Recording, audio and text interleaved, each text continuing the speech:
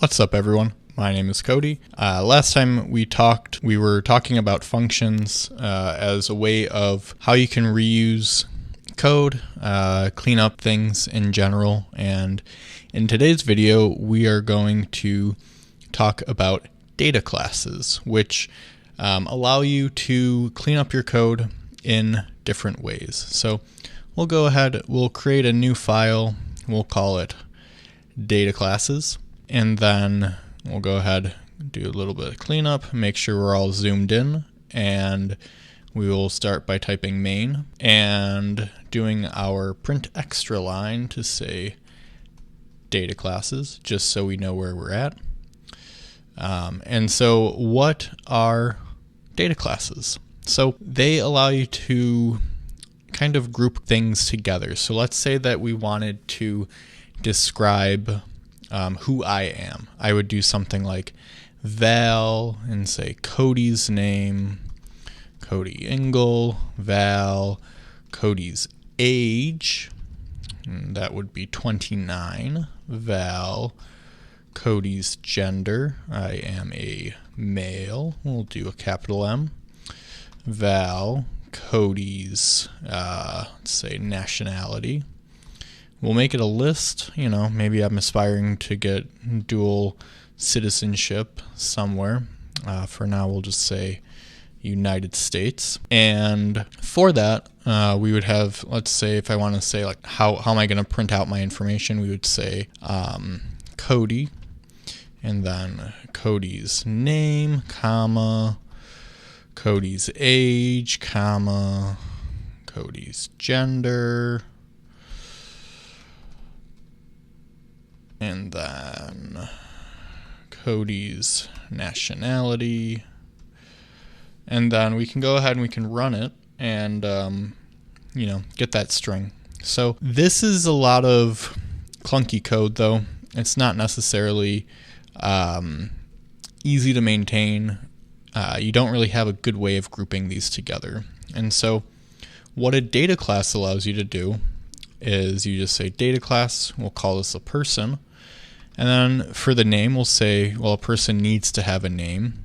So we'll do name, colon, string to say what type it is. And I'm just going to do a new line. I'm going to have each of these on their own line just for readability with this tutorial. And then we'll say val, age.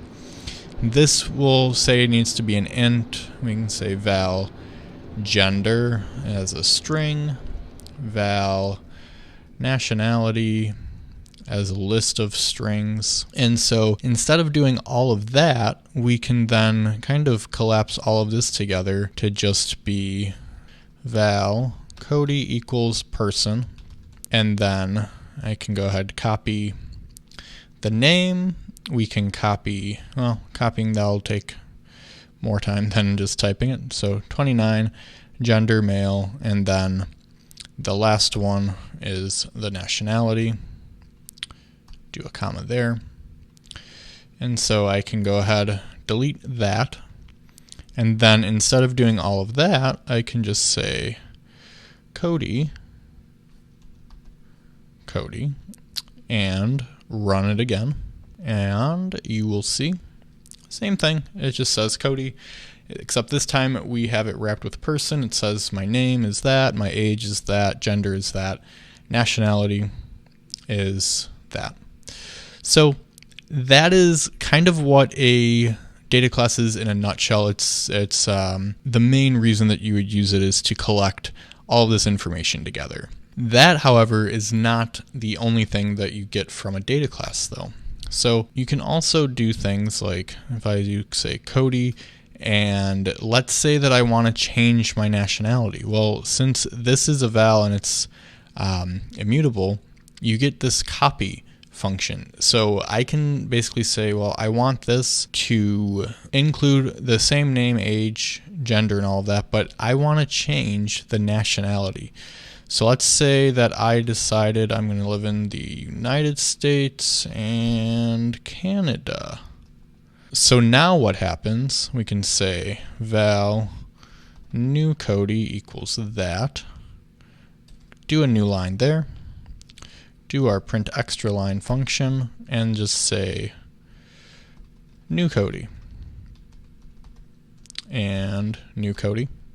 If we go ahead and run it, it'll have the exact same values as before, except you'll see that the nationality has changed.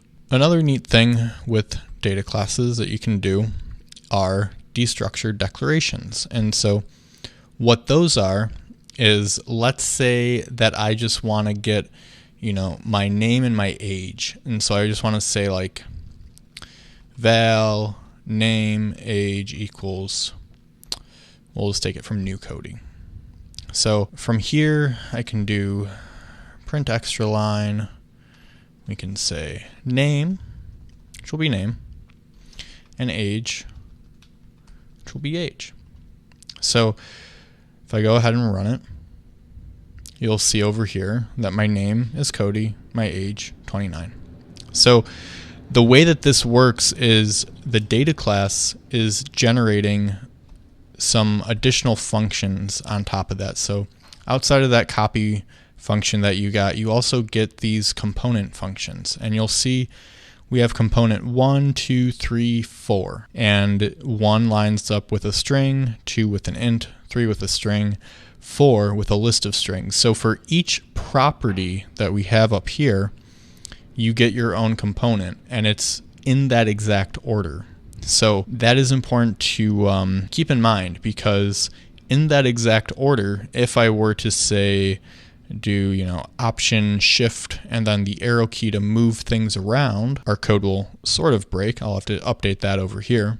Also, you'll see the IDE is yelling at us saying that the name matches name of a different component. But if we don't notice that, if we're not looking carefully and we go ahead and run it, we'll get name 29, age Cody Engel. So destructured declarations can be a bit dangerous if you're not being careful with them, if you're not paying attention, but they can also be very useful if you just need to take out a little bit of information from them. And then the last thing that I want to talk about with data classes in this video are going to be around how do we actually get around that. So you noticed when I changed this around, so name came after age, this code no longer worked.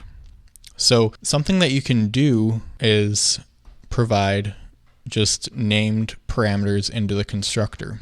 And so if we just specify age is that, and then gender to that, and then nationality to that, now I can run it and nothing here has changed. It still works the same way, but I can change this around. So let's say for whatever reason I wanted nationality to come nationality, if I change that one around, the comma needs to still be there. So if we do that, we can do this, and then it'll still run. And so the other nice thing is you're explicitly typing out that this is the property that you are mapping it to, as opposed to just relying on the IDE to infer it. So when you're starting to work in larger teams, you're contributing code to the same code base and you have other people reviewing it, it makes it a little bit easier for them because they can also read those parameters.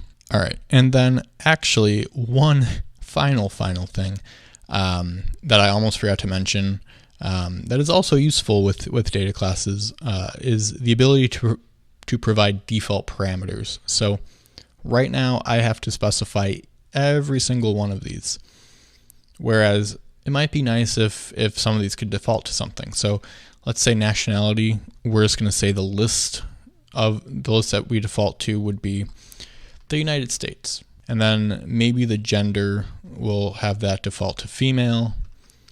Age will have that default to, let's say like 22. And then name can say Jane Doe.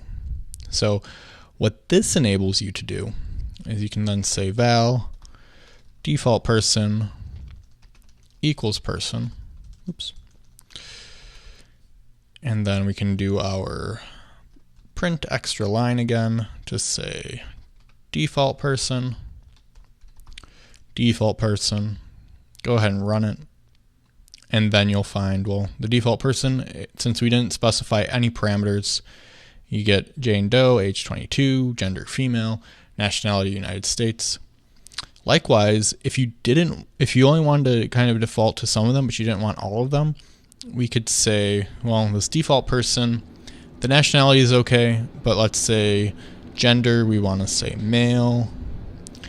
Age, we want to say, 75. And then name is going to be John Smith. Sure, why not? Then we go ahead and run it. You'll see that the default person, you get John Smith, age 75, gender male. Nationality, though, since we didn't specify anything, it just goes with the default for United States. All right, and so that is actually the end of this video. Thank you so much for watching. If you enjoyed it, be sure to give it a thumbs up and hit the subscribe button. Don't forget to also click the bell if you want notifications whenever I upload a new video. Other than that, though, thank you so much for watching, and I will catch you in the next one.